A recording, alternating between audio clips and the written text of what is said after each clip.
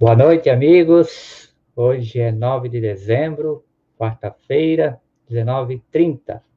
Nosso horário habitual de palestras públicas aqui pelo Facebook do Núcleo Espírita de Artes. Então, vamos iniciar a nossa atividade de hoje, uma atividade muito especial, que a gente tem aí um convidado muito especial na noite de hoje, que vai conversar conosco sobre um tema bem diferente e com certeza vai nos agradar bastante. Mas para dar início à nossa atividade de hoje, vamos fazer uma oração pedindo a Deus, a Jesus, aos bons espíritos, nossos instrutores, para que possamos ter um momento de paz, de harmonia e que nesta noite possamos ter mais uma etapa de aprendizado e reflexão em torno dos postulados espíritas. Que Jesus abençoe a todo o nosso planeta Terra. Que assim seja. Muito bem. Então, como eu falei, hoje nós temos um convidado muito especial, diretamente da cidade de Mesquita, no Rio de Janeiro, nosso querido poeta Glaucio Cardoso, a quem eu chamo nesse momento para entrar aqui na sala e conversar com a gente. Tudo bom, Glaucio? Boa noite, Rogério. Boa noite, pessoal que está nos acompanhando pelo Facebook. Muito bom estar aqui com vocês hoje. Muito bom para nós. E, como eu falei no início, né, ele vai nos abordar aí um tema diferente, né? Vai falar sobre os super-heróis. Afinal de contas, Glaucio, né, o que é que nós podemos falar, né, de super-heróis e principalmente a sua relação com o espiritismo? Acho que essa sua palestra aí vai ser muito interessante, né? E com certeza despertou o interesse aí de muita gente. Então vai lá, meu amigo. Seja bem-vindo. Obrigado por estar aqui presente com a gente, né? E trazendo para nós essa conversa, esse diálogo que vai ser muito rico, com certeza. Muito obrigado, Rogério. É muito bacana realmente a gente estar podendo estar aqui conversando, né? Já de antemão, o importante é dizer isso, é para ser um bate-papo mesmo, é para a gente bater papo.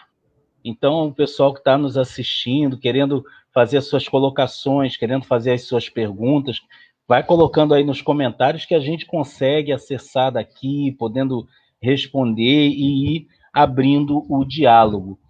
É interessante quando a gente pensa, né, nesse lance de palestras no ambiente espírita, e às vezes a gente tem uma tendência a ser um tanto quanto sisudo, né? A gente tem uma tendência a levar as coisas excessivamente a sério, né? E como poeta que sou, eu não consigo me levar excessivamente a sério, né? Porque a gente acaba confundindo a seriedade com a sisudez. Eu vou pegar aqui, vou compartilhar aqui uma apresentação para ir costurando aqui nossa conversa, porque o principal aqui não é vocês ficarem olhando para mim, não. O principal aqui é o tema do qual a gente vai tratar: super-heróis e o espiritismo, verdade, justiça e amor ao próximo. E aí a gente tem que fazer duas observações. É o porquê desse subtítulo. Talvez quem não acompanha esse universo dos quadrinhos, né, das animações, dos filmes de super-heróis, não perceba que aqui a gente tem uma piadinha. É que no início, lá nos anos 40 e 50, esse era o bordão, era mais ou menos esse o bordão do Super-Homem. O Super-Homem geralmente se apresentava como um defensor da verdade, justiça e estilo de vida americano. Era uma coisa bem bairrista mesmo. E aí a gente faz essa brincadeira, né? Verdade, justiça e amor ao próximo. Felizmente, a partir ali dos anos 90, o pessoal esqueceu, deixou esse bordão de lado. Inclusive, até nos quadrinhos, eles fazem até piada com esse bordão. E para não parecer que a gente está fazendo uma fala muito desconexa, muito solta, eu resolvi fazer um recorte dentro do Evangelho para fazer um diálogo entre esse universo dos super-heróis e a doutrina espírita. E eu escolhi o capítulo 17 do Evangelho segundo o Espiritismo. Capítulo esse que tem como título Sede Perfeitos. É um dos capítulos que eu acho que é aquele que mais chama a nossa atenção, né? Eu até digo que é um capítulo puxão de orelha para a gente, é o capítulo Sede Perfeitos, porque ele vai nos indicando coisas que todos nós deveríamos praticar e nem sempre praticamos. Mas a gente vai começar com a seguinte pergunta, que eu acredito que alguns talvez tenham se feito essa pergunta aqui. Por que falar de super-heróis? Com tanta coisa para a gente falar dentro da doutrina, com tantos temas com os quais a gente pode estabelecer diálogos, por que cargas d'água eu fui escolher justamente os super-heróis? Quando a gente é criança, todo mundo já deve ter lido pelo menos um gibi na vida. Todo mundo já deve ter lido. No Brasil, eu acho que não tem nenhum brasileiro que nunca tenha lido pelo menos um gibi da Turma da Mônica, não é, Rogério? O Rogério está ali balançando a cabeça. Pelo menos Turma da Mônica, todo mundo já leu. Faz parte da nossa formação. O gibi, as histórias em quadrinhos, são uma linguagem artística que é considerada por alguns dos estudiosos como a linguagem do século XX. É uma linguagem artística que surge enquanto linguagem organizada no século XX. A gente pode pensar em histórias em quadrinhos mais antigas ainda, como a escrita fenícia, a escrita egípcia. Havia já no século XIX algumas coisas que pareciam com a linguagem dos quadrinhos, mas os quadrinhos, como nós conhecemos hoje, são uma criação do século XX. E os super-heróis? Por que eu tenho e por que tanta gente tem esse fascínio pelos super-heróis? Estou vendo aqui o pessoal dando boa noite Andresa, Cristiane, boa noite Renix, né? Tá mandando aí um grande Roger para o Rogério. Por que a gente tem esse fascínio por super-heróis? Acontece que os super-heróis, de uma certa forma, eles atualizam o arquétipo mitológico que todos nós carregamos. Toda a nossa sociedade é uma sociedade arquetípica. O que significa isso? Significa que nós seguimos modelos de conduta e de pensamento que são formados através da mitologia. Os super-heróis, de uma certa forma, são a atualização moderna da mitologia dentro da sociedade de consumo. Porque quando você pensa em mitologia, a gente pensa muito em quê? A gente pensa em mitologia grega, mitologia romana, nórdica, africana. São os mitos fundadores. Só que com o passar do tempo, esses mitos precisam sofrer atualizações. E os quadrinhos de super-heróis, de uma certa forma, atualizam esses mitos, porque eles trazem modelos de conduta. E isso não é exagero, não. Tem esse livrinho aqui que eu recomendo a quem quiser conhecer. Eu vou colocar eu aqui um pouquinho maior, né? Que é Super-Heróis e a Filosofia. E nesse livro ele relata, né, são vários textos sobre filosofia, tomando os super-heróis como arquétipos, e nesse texto ele fala, dá inclusive depoimentos de pessoas que tiveram vida muito difícil, mas que encontraram nos heróis dos quadrinhos modelos de conduta. A gente tem muita gente nesse meio que curte esses personagens, que fala mesmo, não, às vezes quando eu estou diante de uma decisão difícil, eu penso o que Batman faria no meu lugar, ou o que o Super-Homem diria nessa situação, né? Eles são modelos para a gente, eles são arquétipos. E a gente pode falar de super-heróis no ambiente espírita, porque Kardec teria feito o mesmo. Quando a gente pensa na Revista Espírita, por exemplo, a gente descobre que lá, nas páginas da Revista Espírita, por diversas vezes, Kardec falou de peças teatrais, romances, obras artísticas diversas que estavam sendo divulgadas na sua época. E aí, uma vez, teve uma pessoa que falou assim, mas Kardec nunca falou sobre o Batman. É meio óbvio, né? Kardec desencarna em 1869. O Batman só é criado em 1939. Eu não sou bom de conta, não, mas é um tempo considerável entre um e outro, né? 70 anos de diferença. Então é óbvio que Kardec não ia falar desses personagens, porque eles não existiam naquela época. Mas eu tenho plena convicção que se o Espiritismo tivesse sido codificado depois do surgimento dos heróis de quadrinhos, Kardec fatalmente enfocaria esses personagens como arquétipos mitológicos nos quais a sociedade pode se espelhar. E tem mais uma coisa. Eu acredito firmemente que a espiritualidade encontra caminhos dos mais inusitados para transmitir boas lições para a humanidade. Entre esses caminhos estão as histórias em quadrinhos. Estão os super-heróis, estão os filmes, estão as séries. A espiritualidade não depende dos espíritas, nem dos religiosos, para poder divulgar as mensagens do Evangelho. A espiritualidade vai mandando essas mensagens para a gente das mais diversas maneiras. Se a gente fosse pegar cada elemento dos quadrinhos de super-heróis que podem ser postos em diálogo com a doutrina espírita, nós teríamos aqui uma fala de pelo menos umas 20 horas. Então a gente vai fazer o recorte e a gente vai lá para o capítulo 17 para falar sobre esse assunto. Eu vou pegar alguns trechos e eu vou começar pegando esse trecho aqui do item 3, o homem de bem. O verdadeiro homem de bem é o que cumpre a lei de justiça, de amor e de caridade na sua maior pureza.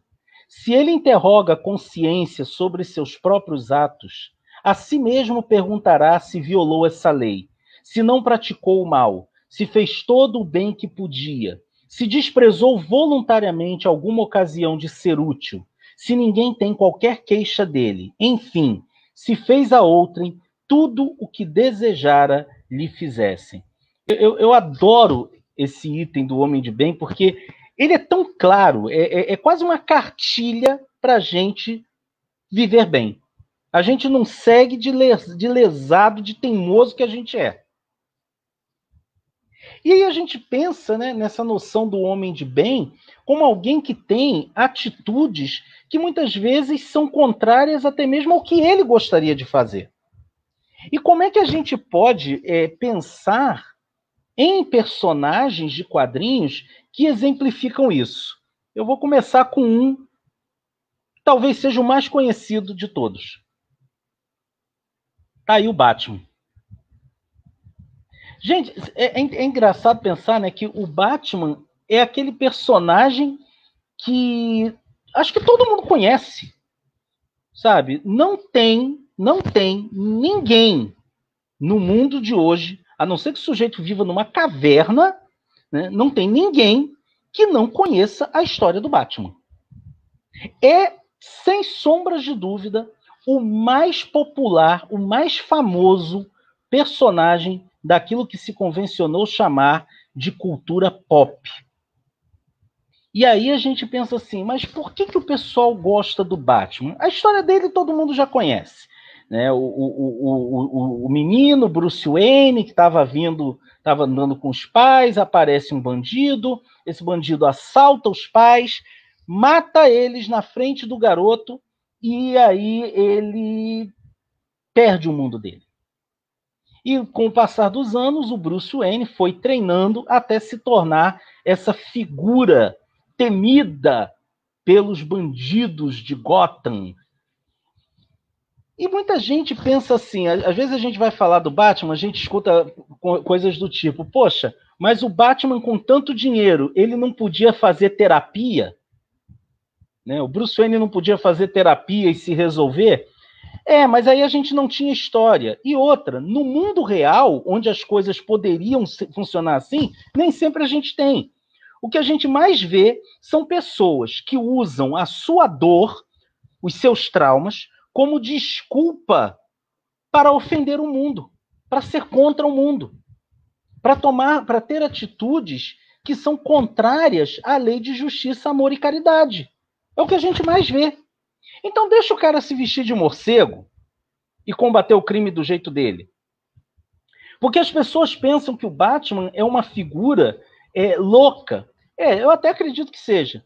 Mas existe um detalhe sobre esse personagem que eu levei anos sem conseguir entender. Por que ele faz o que ele faz? No fundo, o Batman, ele não quer vingança.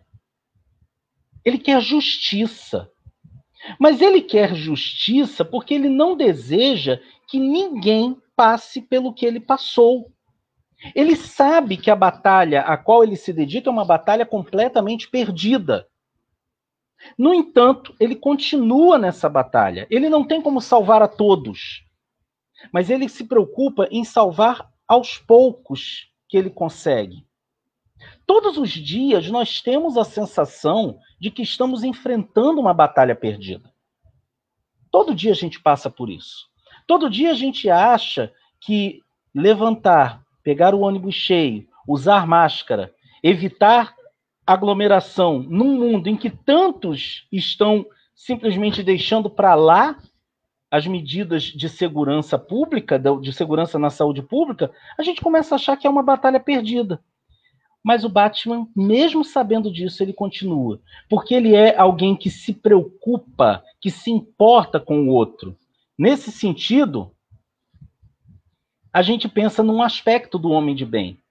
Possuído do sentimento de caridade e de amor ao próximo, faz o bem pelo bem, sem esperar paga alguma. Retribui o mal com o bem, toma a defesa do fraco contra o forte e sacrifica sempre seus interesses à justiça. Na maioria das histórias clássicas do Batman, a gente percebe que, no fundo, o que ele queria era uma vida normal. Era poder se casar, ter uma família grande, mas ele não consegue. Ele não consegue pensar que se ele pode fazer algo para ajudar a sociedade na qual ele se encontra, ele tem de fazê-lo. Então o Batman, no fundo, é um cara extremamente empático. Como eu disse, todos os dias nós enfrentamos uma batalha semelhante à dele. Uma batalha que nós temos a sensação de que não podemos vencer. Mas ainda assim, como nós temos essa ideia de ajudar o próximo, a gente se levanta todo dia, bota o nosso traje e segue adiante. Eu vou tentar falar um pouquinho rápido porque eu quero dar tempo das pessoas fazerem perguntas. Outro personagem que todo mundo conhece, né? O Super-Homem. Gente, eu tinha um problema sério com esse personagem, né? Eu tinha um problema muito sério com o Superman. Eu achava ele um personagem tão pouco relevante nos nossos dias. Porque, afinal de contas, né, um sujeito com a capacidade que ele tem, com os poderes que ele tem, ele não toma atitude. Ele não faz aquilo que ele poderia fazer. Ele, mais do que ninguém, tem o poder para mudar o mundo. Ele tem esse poder. E aí a gente se pergunta muitas vezes, por que os poderosos nem sempre fazem aquilo que é necessário fazer? Por que os poderosos muitas vezes se deixam tolher por interesses outros que não o bem-estar da coletividade? No caso do Super-Homem, ele entende que não é papel dele tomar o poder do mundo nas mãos e impor uma ordem. E acreditem, existe um ciclo de histórias em que ele faz isso. Tem um arco de histórias chamado Injustice, que é Deuses Entre Nós, que simplesmente o Coringa mata todos os amigos do Super-Homem, porque ele cansou de perturbar o Batman. Ele mata todo mundo de quem o Super-Homem gosta. O Super-Homem pira e toma o mundo. toma o poder do mundo. E aí a gente percebe que todo aquele poder que ele vivia contendo tinha um motivo. Porque ele passa a ser aquele déspota não esclarecido. Aquele déspota que está interessado em ordem, custe o que custar. E o herói de verdade, ele não acredita que os fins justificam os meios. O super-homem não toma o poder por causa desse trecho do Evangelho. O homem de bem encontra satisfação nos benefícios que espalha, nos serviços que presta, no fazer ditosos os outros, nas lágrimas que enxuga, nas consolações que prodigaliza aos aflitos. Seu primeiro impulso é para pensar nos outros antes de pensar em si. É para cuidar dos interesses dos outros antes do seu próprio interesse. O egoísta, ao contrário, calcula os proventos e as perdas decorrentes de toda ação generosa. Então a gente tem no super-homem um modelo disso. Do sujeito que poderia impor a sua vontade, mas não o faz. E aí a gente pensa que o homem de bem, segundo os espíritos, é aquele que sabe, acima de tudo, ser humilde, servir. Ele não espera agradecimento. Às vezes a gente tem essa coisa, né? A gente faz alguma coisa e fica doido que as pessoas agradeçam a gente. Para quê? Para que a gente vai ficar impondo a nossa maneira de ser? Quando no fundo, o que a gente tem que fazer é ser que nem o azulão aqui e ser um indivíduo que colabora com a ordem social, não tenta impor a nossa. Eu vou seguir para a gente ter bastante tempo. Gente, eu adoro esse personagem, o Caçador de Marte, né? A gente fala no Caçador de Marte porque ele é essa figura que, de uma certa forma, é até triste. Porque a história dele é que ele viu todo o planeta dele morrendo. Ao contrário do super-homem, que o planeta explodiu, ele nem lembra como é que era lá, Krypton, o John Jones não. Ele efetivamente vive durante séculos sozinho como o último sobrevivente do planeta Marte. E uma característica desse personagem, ele que é tão ou mais poderoso que o super-homem, a gente nunca vê o Jones julgando as pessoas.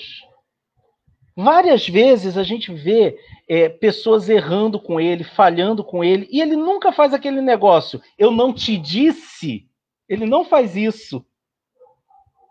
Tem um episódio da Liga da Justiça que eu acho mó legal, né? Que o Batman ele é ferido, e aí o Batman fica muito injuriado, que o Batman não gosta de depender dos outros. Aí o Batman tá lá fazendo os negócios e tá o Jones falando com ele. Você é um membro valoroso da nossa equipe. Você não tem que provar nada para ninguém. Nós entendemos que para você é difícil porque você é o único que não tem poderes. Mas é isso que faz de você tão importante. Ele é tão bonzinho.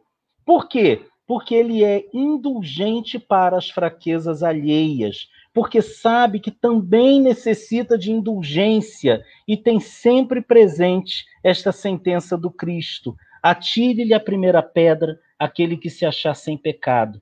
Nunca se compraz em rebuscar os defeitos alheios, nem ainda em evidenciá-los. Se a isso se vê obrigado, procura sempre o bem que possa atenuar o mal. Até para chamar atenção, o Jones é de boas. Ele diz, olha só, pô, você não podia ter feito isso. Quando você fez isso, você foi muito egoísta, você foi muito egocêntrico. Sabe? Não, é tão bacana você pensar. Assim, o cara chama a atenção dos outros de uma forma tão legal que você fica com vergonha de ter errado na frente dele. Vamos seguir. Eu peguei essa imagem do Lanterna Verde. Né? O Lanterna Verde é um personagem muito legal também. Né? Para quem não conhece o Lanterna Verde, ele usa esse anel aqui. Esse anel, o anel verde, é movido pela vontade. E é dado aos lanternas pelos guardiões. Os guardiões são os cabeçudos azuis, pequenininhos, né? Que, cara, eles são muito feios. E eles têm um negócio assim, que eles criam esses anéis que funcionam de acordo com a vontade de quem usa. E é interessante que quando um Lanterna Verde começa a abusar do seu poder, o anel falha. Ele para de funcionar. E aí a gente pensa, né? Usa, mas não abusa dos bens que lhe são concedidos, porque sabe que é um depósito de que terá de prestar contas e que o mais prejudicial emprego que lhe pode dar é o de aplicá-lo à satisfação de suas paixões. Seria tão legal se a gente tivesse um anel poderoso, né? Que quando a gente começasse a perder o controle e a dar vazão às nossas paixões, esse anel nos chamasse atenção, né? Não seria ótimo? Mas nós temos esse anel. Se chama a consciência. É lá que está gravada a lei de Deus. Nós temos elementos em nós que nos chamam a atenção, que nos tolhem de uma certa forma, porque eles nos obrigam a manter o controle. E nem sempre a gente obedece esse chamado. Para que ninguém diga que eu não gosto da Marvel, eu trouxe o Homem-Aranha, né? Como o pessoal brinca, né? O Miranha, né? O Homem-Aranha. Gente, essa frase, né? Com grandes poderes vem grandes responsabilidades. Isso devia estar no Evangelho, cara. Para quem não conhece, a frase com grandes poderes vem grandes responsabilidades foi dita pelo tio do Homem-Aranha. Para quem nunca leu, nunca viu nenhum filme, é o seguinte: logo que o Peter Parker conseguiu os poderes, ele quis ganhar dinheiro com os poderes dele, entrando no circuito clandestino da luta livre. E numa das primeiras feitas lá, ele tomou uma pernada do empresário e logo depois o empresário falou: isso aí não é problema meu. Ele vai embora chateado e nisso o empresário é assaltado. Chega lá um cara e assalta o cara e leva todo o dinheiro. E o Homem-Aranha tinha a chance de prender o cara. Ele falou: você podia ter pego ele. Ele falou: isso não é problema meu. Só que esse cara, esse ladrão, acabou assaltando o tio do Peter Parker, o tio Ben, e deu um tiro nele. E o tio Ben morre nos braços do Peter Parker. E no último suspiro ele diz essa frase: com grandes poderes vem grandes responsabilidades. Quando a gente assume qualquer cargo dentro da sociedade, qualquer posição dentro da sociedade, a gente está adquirindo responsabilidade, porque cada cargo traz a sua cota de poder. A gente pode pensar no poder que tem um médico, o poder de vida e morte. A gente pode pensar no poder de um professor. Já pararam para pensar como é que as palavras de um professor ou de qualquer pessoa podem efetivamente mudar a vida de alguém? Nós temos grandes poderes. Faz um teste. Chega amanhã, passa por alguém e faz um elogio gratuitamente. Você vai perceber de longe que até a postura da pessoa muda, a linguagem corporal da pessoa muda. Nós temos grandes responsabilidades porque temos grandes poderes em nossas mãos. O poder da inteligência, o poder da palavra, o poder da imagem. Então a gente tem que ter cuidado com aquilo que a gente fala, com aquilo que a gente compartilha nas redes sociais. Por quê? Porque o dever é a obrigação moral da criatura para consigo mesma, primeiro, e em seguida para com os outros. O dever é a lei da vida. Com ele, deparamos nas mais ínfimas particularidades, como nos atos mais elevados. Dever e responsabilidade são a mesma coisa. Todos nós temos um dever diante da sociedade, diante do cosmos. Então, isso equivale a dizer que todos nós temos grandes poderes e grandes responsabilidades. Essa é a pergunta para a gente começar a caminhar aqui para o nosso final, para a gente poder dar tempo de ter a participação do pessoal aqui. Por que os heróis usam máscara? Rogério, vou perguntar para você. Fala, por que os heróis usam máscara? Enquanto eu bebo água, você diz. E aí tu me pegou, né? Então, eu estava até observando aqui agora as comparações, né, de todos esses super-homens, esses super-heróis, assim, com as passagens do Evangelho.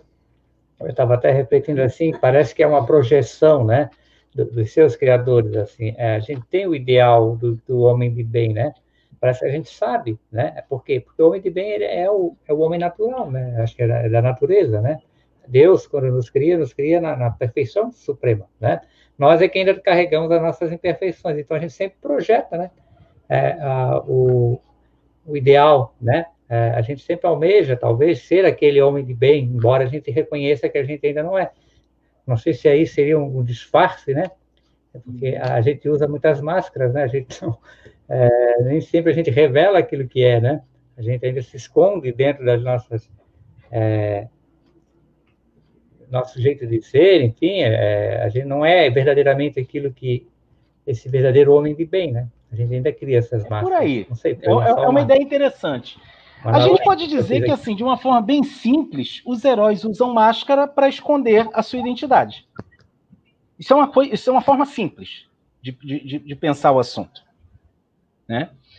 Agora, existem vários estudiosos no campo da antropologia que estudam o uso das máscaras nas sociedades tradicionais e também na nossa sociedade moderna. E máscaras são coisas fascinantes porque, quando elas escondem o nosso rosto, elas expõem o nosso íntimo. Um exemplo. Aqui eu peguei o personagem Pantera Negra, né? O Pantera Negra é um manto passado dentro da comunidade de Wakanda. O sujeito que usa a máscara do Pantera Negra, ele deixa de ser apenas um indivíduo e passa a ser um símbolo. Ele simboliza a força de Wakanda. Quando você pensa na figura do Batman, que talvez seja uma máscara, talvez uma das mais interessantes da gente estudar é a máscara do Batman, a gente vai descobrir uma coisa curiosa. A máscara de morcego revela a persona real. Porque o Bruce Wayne não é aquele sujeito bom vivant, irresponsável, beberrão. O Bruce Wayne não é aquele. O Bruce Wayne é o Batman. Então, olha que interessante. A máscara esconde o rosto e revela a personalidade. Recentemente, foi em 2019, teve uma série chamada Watchmen, lá foi exibida, não me lembro agora qual foi o canal, até porque eu pirateei todos os episódios para assistir. E em Watchmen tem uma fala que eu achei fantástico, que é um momento lá que alguém pergunta, mas por que o senhor, mestre, me fez usar uma máscara? E a resposta é, porque homens mascarados se tornam cruéis. Eles se revelam. Essa é a ideia lá do personagem. Mas tem mais um motivo pelo qual os heróis usam máscara. Quem me conhece sabe que eu não ia deixar passar a oportunidade de mostrar o fantasma no final, né, gente? Pelo amor de Deus.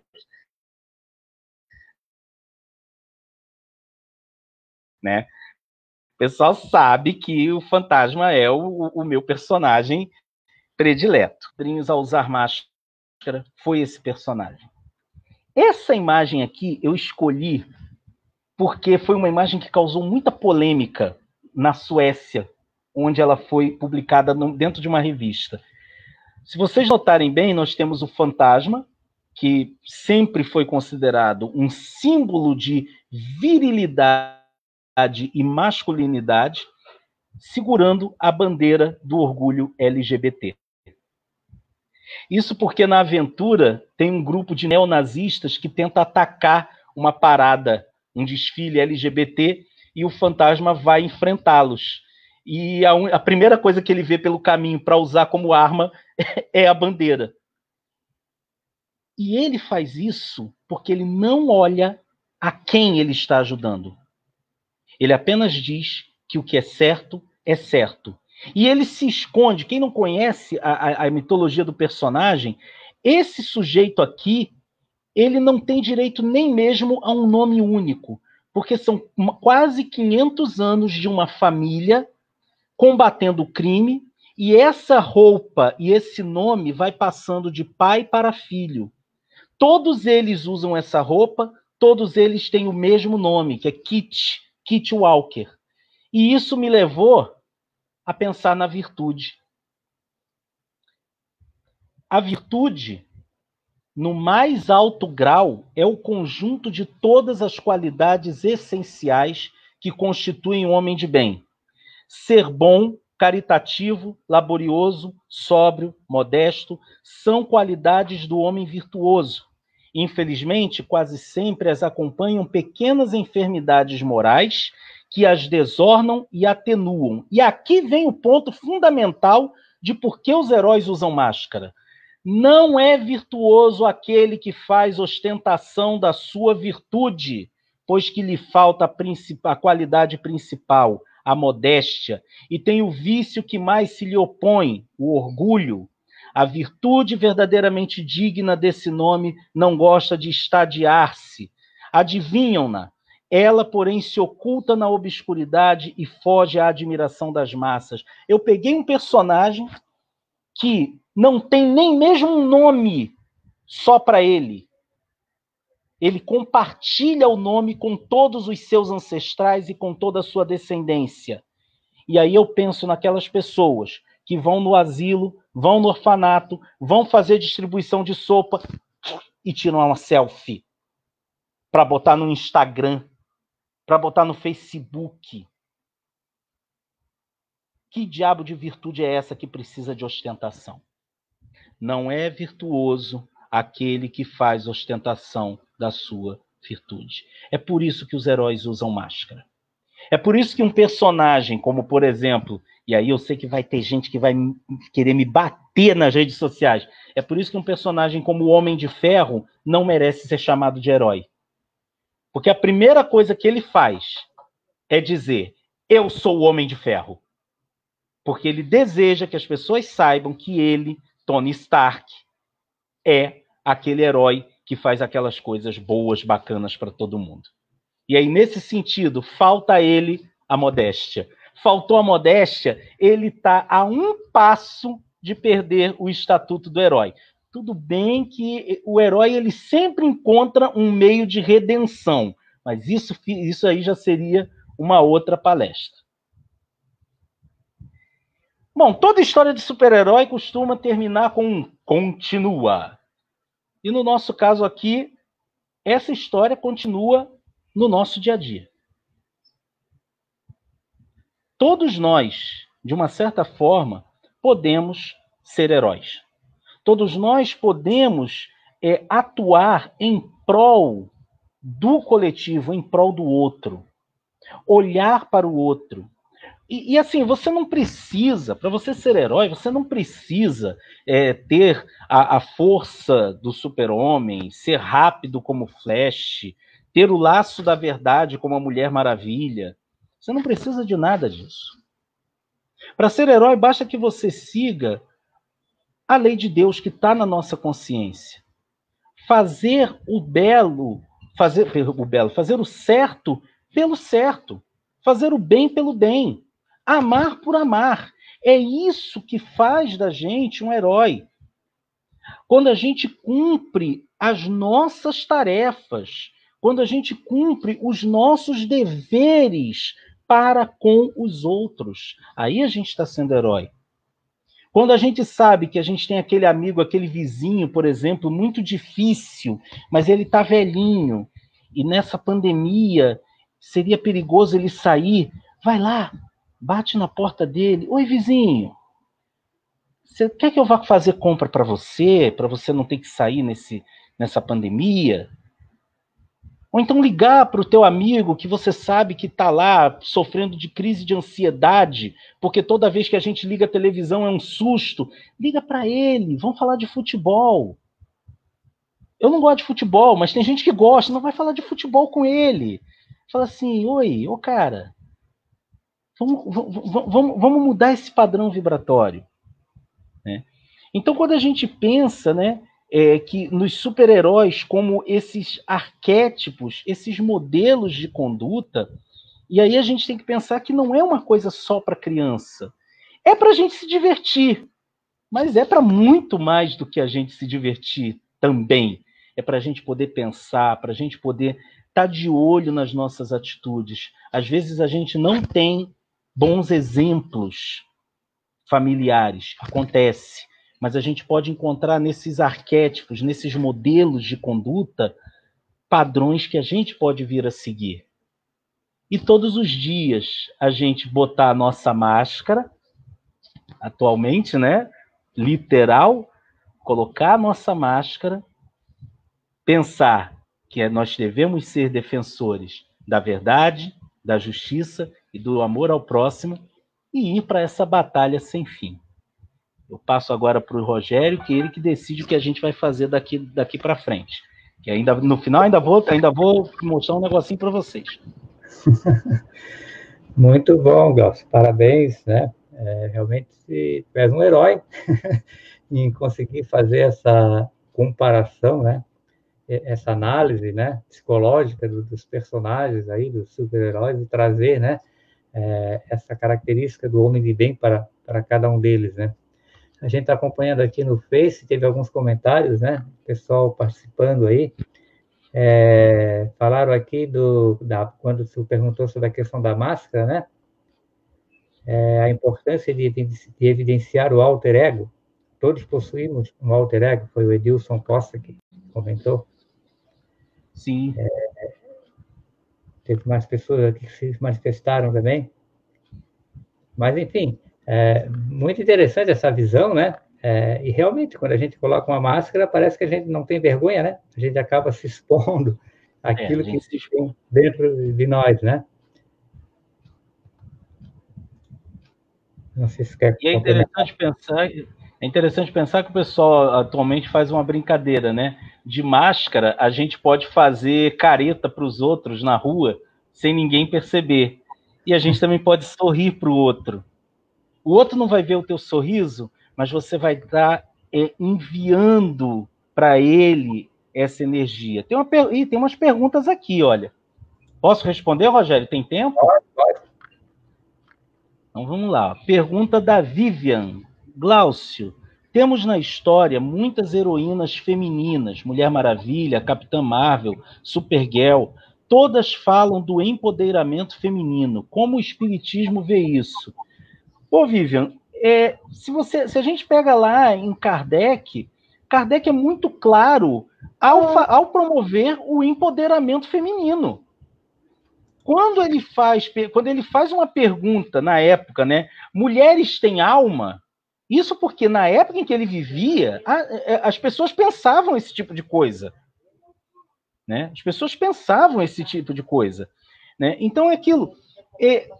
Quando ele fala no papel da mulher, e ele diz que a mulher é igual ao homem, ele em nenhum momento das obras de Kardec, eu encontrei qualquer referência às mulheres como sendo inferiores ao homem. E a gente sempre vai ver que ele coloca homens e mulheres em pé de igualdade, até porque ele compreende que o espírito não possui gênero, não possui sexo. O espírito não é nem homem nem mulher, ele é espírito. E por isso, as diferenças que se colocam entre homens e mulheres são diferenças puramente sociais e que são resultado do atraso no qual a nossa sociedade está. O Edilson fez uma pergunta aqui, complementar, por que você não citou nem fez comparações com as heroínas? Olha, Edilson, você sabe que no final, depois eu estava pensando, realmente eu não fiz, mas eu acho que foi natural. Conforme eu fui organizando o pensamento, eu fui acabei que eu peguei personagens mais masculinos. Eu acho que cabe, de repente, se o Rogério convidar, olha como é que a gente já vai cavando a próxima, né? Se o Rogério convidar, cabe, de repente, a gente falar alguma coisa sobre as mulheres, né? Sobre as heroínas, num próximo bate-papo. Mas foi assim, não foi proposital, não. Aconteceu enquanto eu ia organizando aqui o pensamento. Na verdade, ó, até em tua defesa aqui, Glaucio, os homens, né, ainda precisam criar esses arquétipos do super-homem, porque, na verdade, as mulheres são, de fato, as grandes heroínas, né? Exatamente. Da vida, né? Né? Tem Ó, mais uma pergunta aqui. tem mais duas. Tem uma do Marcelo e uma do Michel. Michel, bom, Marcelo, o que você acha da clássica saga do herói? Marcelo, é um dos 3 livros que está aqui, olha. A jornada do herói, né, que está nesse livro fantástico do Joseph Campbell, né, O Herói de Mil Faces, é maravilhoso, porque é um recurso literário amplamente empregado, amplamente utilizado, e ele pode ser também aplicado à nossa vida cotidiana. A jornada do herói, que seria uma coisa que a gente precisaria aqui de mais uns 40 minutos para falar, mas é basicamente uma explicação de como o herói se forma. E é fantástico, porque quando a gente vai olhar, se aplica muito à nossa vida. Tem aqui uma pergunta do Michel. Michel Kid é nosso grande companheiro do grupo Fantasma Brasil. Né? Pô, obrigado aí, Michel, por você estar aqui conosco. A análise do herói segundo o Espiritismo está impecável, mestre Glaucio. Já pensou no contrário, em analisar os vilões ou os que fizeram chegar aos seus respectivos extremos segundo o Espiritismo? Já pensei sim, Michel. Já pensei sim. Né? Mas eu confesso que, assim, vou até revelar, eu já cheguei a esboçar um texto assim, né? Mas eu comecei a ficar muito deprê, porque a gente começa a perceber que muitas vezes as pessoas concordam com os vilões. Por exemplo, quando teve muita gente que, quando foi ver o Vingadores Guerra Infinita, as pessoas concordaram com o Thanos. Não, eu vou matar metade do universo para ter comida para todo mundo. Né? Vou fazer isso. E teve gente que concordou com essa loucura. O que mais diferencia o herói do vilão ou do anti-herói é que muitas vezes o vilão pode até achar que o objetivo dele é nobre. Só que os meios que ele procura não são. O vilão acha que ele pode, que é justo sacrificar metade da vida no universo para alimentar a outra metade. O herói não admite perder uma única vida, nem a do vilão. O herói, por excelência, ele não admite perder a vida nem do vilão, porque para ele, cada vida é importante. Por isso, os fins não justificam os meios. Tem tempo para mais uma pergunta, Rogério? Pode ser, vamos lá. Não, tem aqui uma pergunta do Edilson. O fato do espírito ser espírito não traz um quê de machismo? Edilson, aí a gente entra na questão etimológica. Em língua portuguesa, não existe marca de masculino agregada ao substantivo. Não existe o que a gente chama de desinência de gênero masculina. Né? Existe, no caso, na palavra espírito, né? Esse O é vogal temática, porque a gente não teria como pronunciar espírito. O que marca o masculino são os adjetivos e os artigos. Só que mesmo em algumas palavras, como por exemplo espírito, que não admite o feminino, o artigo e o adjetivo não fazem marca de gênero. Né? Pode falar espírito tranquilo, sem pensar que está sendo machista. Tem mais um aqui. O Marcelo está assim. Interessante aqui, no caso do Thanos, o Titã Louco é analisado pelo materialismo, que se opõe ao espiritismo. Sim, sim. O Thanos, as pessoas que concordam com o Thanos estão imersas num pensamento materialista. É o mesmo pensamento que diz que, vão morrer, eu não vou citar quem é, mas vão morrer alguns. Mas o que a gente pode fazer? E daí? Esse é o pensamento materialista. Esse é o pensamento do vilão. Que coisa, né?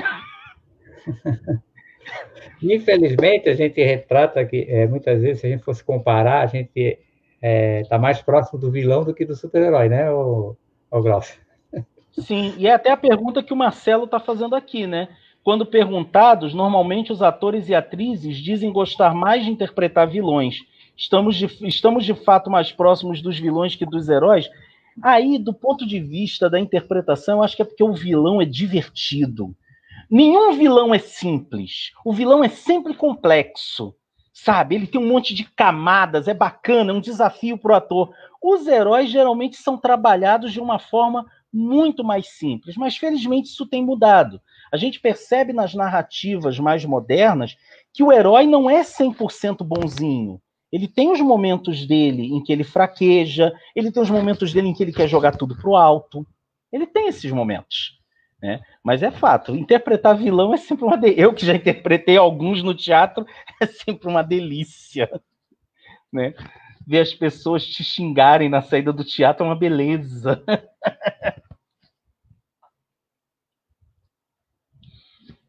Bom, eu acho que nós concluímos aqui, não tem mais, pelo menos não identifiquei mais nenhuma pergunta aqui.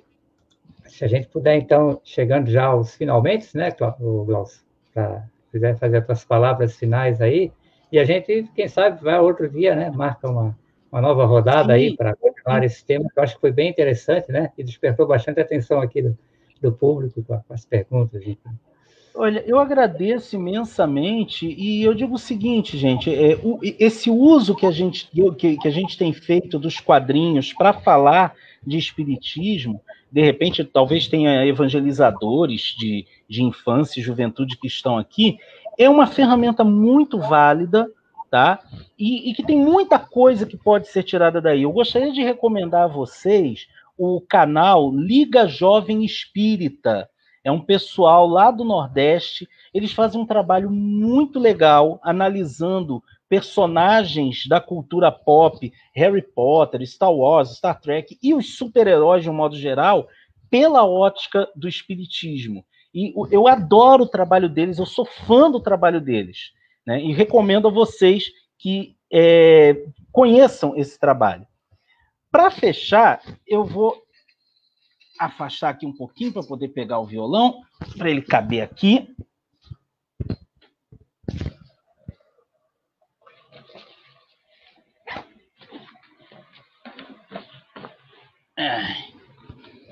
Vou tirar aqui o fone. O áudio fica muito alto.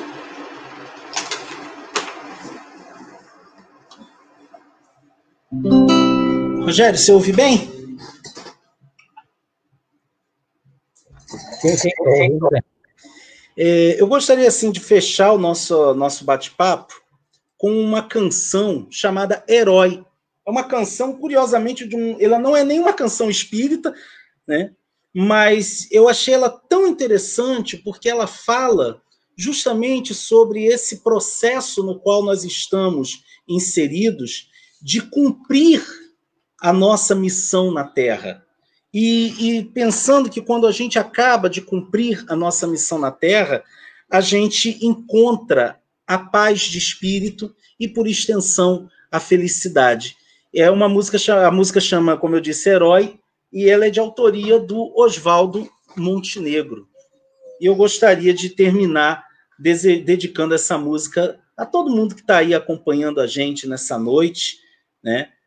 Agradecendo imensamente ao NEA pela oportunidade de estar aqui com vocês nesse processo de aprendizado. Quem pagou seu quinhão tem direito a fugir para frente ou para trás. Se deixou ir quem levou pela mão a mão de alguém porque quis, como mãe, como paixão, vai ser feliz. Espera aí que a música subiu aqui demais, gente, desculpem. vai ser feliz. Quem andou no escuro vai ter faro e ouvir melhor. Tem direito ao descanso, vai ter férias da dor. Quem gritou pelos bares que amava e amar dói, nos livrou do bom senso, nos salvou do juízo. É um herói.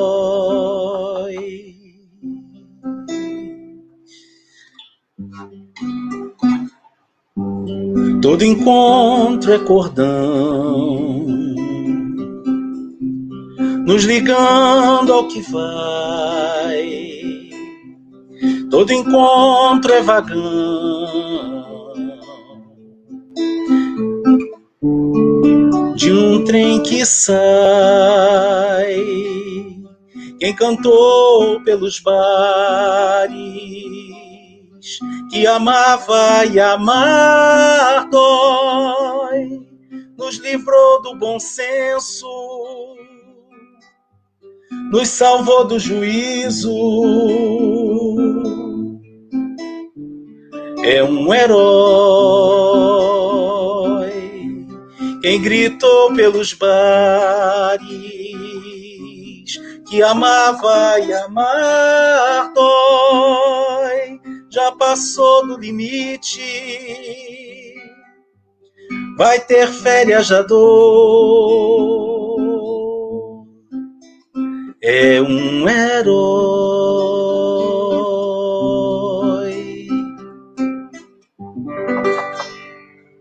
Muito obrigado a todos pela atenção, pelo carinho. Um beijo no coração de todo mundo. Obrigado, Glaucio. Em nome do NEA, a gente agradece a tua participação, né? A gente agradece a participação de todo mundo aí que acompanhou a nossa live de hoje, mandando perguntas, fazendo comentários, né? Não deu para ler de todo mundo aqui, mas a gente agradece a participação de todos. E convidar para que a gente esteja na próxima quarta-feira novamente aqui com a gente, né? Toda quarta-feira, a partir das 19h30. E, para encerrar, gostaria de relembrar aquilo que o Glaucio, o convite que ele nos fez ao final, que a gente possa ser realmente heróis, né? E que os grandes vilões que a gente tem que enfrentar, na verdade, são as nossas próprias imperfeições morais, né? As nossas mazelas, tudo aquilo que a gente carrega de ruim ainda, né? Dentro de nós, e que a gente possa desbravar, né? Essa grande aventura, né? E defender, né? Os ideais de justiça, amor e caridade, né? Que é o propósito maior, a razão de estarmos aqui nesse planeta. Obrigado a todos, obrigado mais uma vez, Glaucio, e assim a gente encerra a nossa reunião de hoje. Grande abraço e até a próxima quarta-feira. Até mais. Obrigado, gente. Beijo.